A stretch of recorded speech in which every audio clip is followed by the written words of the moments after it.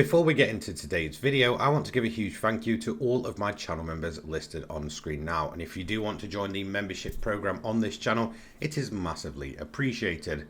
Anyway, let's crack on. Now, of course, it is that time of the week once again when the weekly challenges go ahead and refresh. And in terms of this week, it's a relatively short week overall, which allows us to earn some pretty fast credits. And we have the return of one of my personal favorite special events for the Dodge Viper. Anyway, before we get into this video, don't forget to leave a like, subscribe, and turn your notifications on to stay up to date with everything in the racing genre. Let's get to it then. An overview for March week 4. This will end on the 27th of March 2025 at midnight.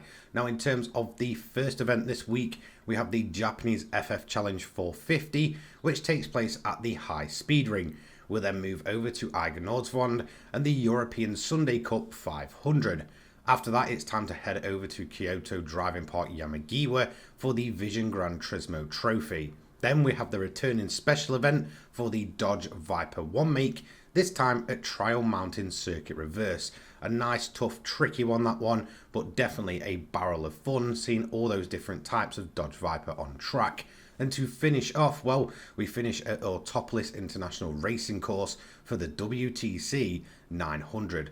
In terms of rewards this week, it is purely monetary gain. For one event, it's 100,000 credits. For 3 events, it's 200k. And for all 5 events completed, it's 500,000 credits. Let's get into the first event this week then. It's at High Speed Ring. This is the Japanese FF Challenge 450. Of course, aimed at front wheel drive Japanese cars around 450 pp in rating. So what we're essentially doing is taking some of the game's slowest vehicles around one of the game's fastest tracks. Now, in terms of my car of choice, I went for the Suzuki Swift Sport with this pretty cool Group N livery on it. In terms of upgrades, it's upgraded to just under 450 pp. So, as you can see, this is a relatively short and quick race. So as you can see, there are 8 cars in total, including yourself, so 7 AI over a 2-lap sprint race of High Speed Ring. And because there's not many cars on this grid, it makes the High Speed Ring feel absolutely massive and pretty empty, I'm not going to lie.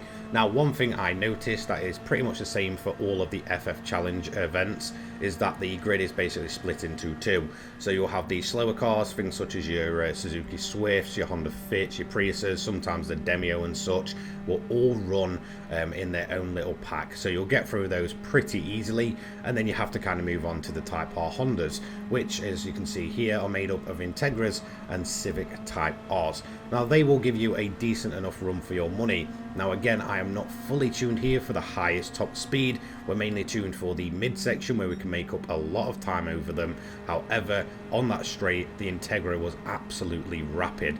So I was really banking on, a decent enough slipstream to try and get this move done. And that way, going into the first slower corner of the track, I can basically have my lead secured at that point and go on to take a hopefully easier win than it would be if that Integra maintains its lead. Anyway, we did go on to take a lead of around about 3 seconds, crossing line in first place and giving us our first tick of the week. So as you can see from the payout, again, incredibly low. This is one of the day 1 events. So with the clean race bonus, we took away 10,500 credits, but also get 100k slapped on top of it thanks to the weekly challenges. Moving on next, then we have Eiger Nordwand. This is the European Sunday Cup 500. Very obvious, it is European cars around a 500 pp rating. Once again, some of the slower cars from Europe here. However, do not be fooled, there is one single car in this race that will be way ahead of anything else, and I'll pick up on that soon. My car of choice here was the 1995 Porsche 911 Carrera RS from the 993 generation. Now, in terms of the total grid, there are 10 cars including yourself, 9 AI over a 3-lap sprint race of this relatively short track. Now, again, it does seem like the grid is kind of split into 2. You've got these slower cars to begin with. There's a lot of Abarths, Mitos, sometimes a couple of Peugeots littered in, and then you've got your faster cars up front. Now, again, there is one single car you need to watch out for, and if you look at the track map in the top right now, you can see it will absolutely disappear into the distance.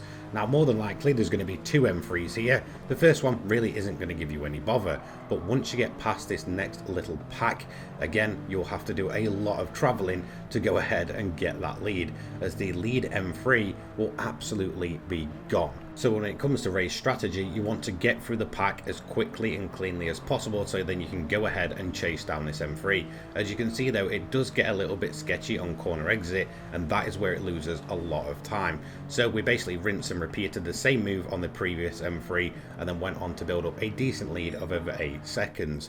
And there we go, that is going to be tick number 2 of the week. Thankfully, this event is a decent paying one for something that is so short. As you can see, we took away 52,500 credits with that clean race bonus, and it only took a couple of minutes, so no complaints from me there. Moving on then to event number 3. This is at Kyoto Driving Park Yamigawa for the Vision Gran Turismo Trophy.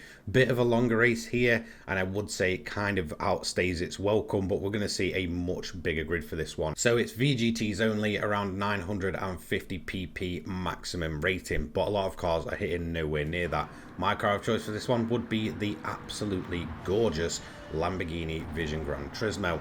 So let's get to work then. 16 cars total on this grid, including yourself.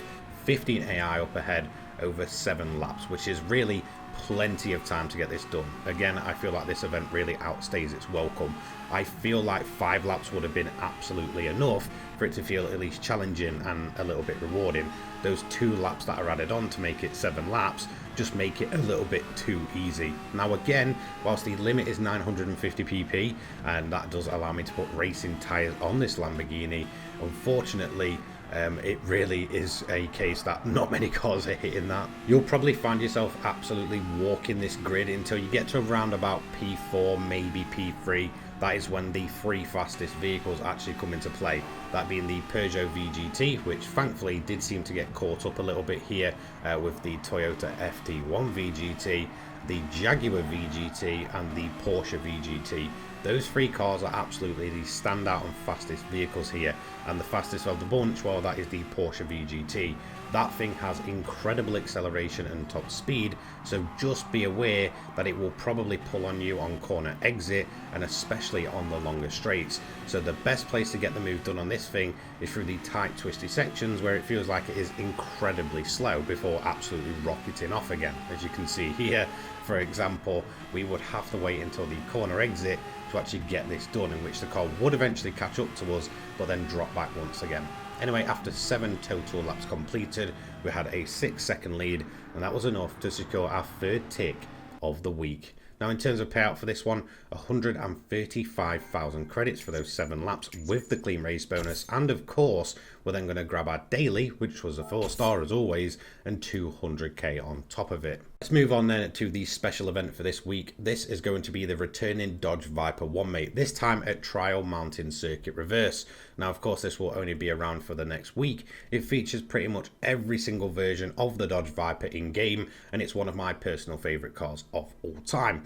Now last time I used the 2002 model, well this time I'd use something a little bit different, but let's look at the finer details. So 7 laps total, a little bit like the last race, 16 cars of a bunch of different Dodge Vipers, pretty much everything can run here. First place is 130k, 78 and then 52. Of course your main rival cars are going to be a bunch of different Dodge Vipers. BOP is off. Car uses garage a car, and the car settings are allowed. Mechanical damage is off, and the same for both shortcut penalty and wall collision penalty. So as mentioned, last time I used the 2002 GTS, and this time around we're using the 2006 SRT10. Now in terms of this event, like I said, it is a very tricky one. A lot of these cars on grid are incredibly quick, more quicker than you probably think. 16 cars in total, of course 15 AI up ahead, over a 7-lap race, which for most racers would feel like enough, but it certainly didn't feel like it for this one. There are 2 cars that you're probably going to have to watch out for, and that is the lead ones that I've got here, which is the SRT10 and the GTS 2013, as well as sometimes a 2002 Viper can lead the way. So really it's the front 2 cars that you need to watch out for, because they're going to have a huge gap over the rest of the field, and you're going to have to chase them down come the end. Now in terms of my Dodge Viper, I went for the absolute sketchiest Dodge Viper I could. It basically has next to no aero or downforce kind of tuned onto it, so it's incredibly top speed reliant. around Trial Mountain, which again makes it great for the tunnel section, but through the corners this thing was awful. And again, the brakes on it, well, they don't really do much in terms of slowing down a car with upwards of almost 1,000 brake horsepower. So we did end up running a little bit deep into some corners and, you know, having a few knocks, but we were actually getting ourselves through the field, which is always a good thing. And then again, we can take advantage of the top speed through the tunnel, which you see in here. So the time overall to the leaders was going down, but I really wouldn't say it would ever be enough, thanks to just how incredibly awful this car is through the corners. But again, I did that on purpose just to try and give myself a bit of a challenge. So we would eventually get ourselves into a top 3 position, which will give us the tick for the week, and then it was time to chase down the front 2. And we could have actually gone on to win this race had this move right here have paid off on the final lap, as we could have chased down that front running Viper GTS. But unfortunately it just wouldn't be enough, and we'd end up dropping back, only getting ourselves into P2 and running out of road really to go ahead and chase down P1. And there we go, P2 this week for the special event. A whole heap of fun. I absolutely love the Dodge Viper, and running something so sketchy and awkward was really a nice change of pace. So we get 78k for that one and another 20 odd miles travelled. Let's move on then to the WTC 900 to finish off the week. This one is at Autopolis International Racing Course, and of course, as obvious as this is, it's for 900 pp race cars essentially. However, that 900 rating is a little bit generous considering it's just made up of JGTC and Super GT machinery, and most of them are not anywhere near 900 pp. However, they do have great tyre life and fuel usage, so I fully recommend something that can match them or better them. Now, in terms of my car of choice, I went for the Toyota TS030 here that you're seeing, and in terms of my strategy, well, I wanted to keep the tyres going until the end of the race. I believe there is the possibility of rain here, so I'm doing anything I can to make these racing hards go as long as possible to cover off any rain, and, well, if we can, go to the end without stopping if the rain doesn't happen. So the best way to do this is fuel mix 6, which again gives us great fuel consumption but also stops wheel spin on corner exit. So really for the majority of the race with the Group 2 cars, we were actually kind of slower than them. We didn't have the top speed that they did, and through the corners we was only really kind of matching them. In fact, a lot of these Group 2s do feature incredible downforce, which can pretty much match a lot of the Group 1 cars. So really it would be a really difficult race, and we're banking on going as long as possible to actually go ahead and get this win here. Now, you'll probably notice that the front runner has a huge gap over pretty much everything else. Don't worry too much, the front running vehicle here tends to do 2 pit stops within a very short time period. Usually one around about lap 7 or 8, and then once again on lap 9 for some reason. It's just really weird how it goes ahead and does that. So my strategy was working. We were slowly working our way through the field, and we'd be upwards of P7 on lap 7 by the time I felt comfortable enough that the weather wouldn't actually arrive and we can turn the engine up at this point. So we've got plenty of fuel in reserve. We can be as fast as possible and try and get this race done without actually pit stopping, knowing that the AI up ahead of us would be. And as you can see, we ended up in P3 thanks to one of the lap vehicles just not moving out of the way and actually trapping a lot of the other front runners. Now at this point the pit stops would then cycle. It typically starts between lap 7 and goes on as far as lap 9, and again some cars will double pit, allowing you to build up a pretty easy lead.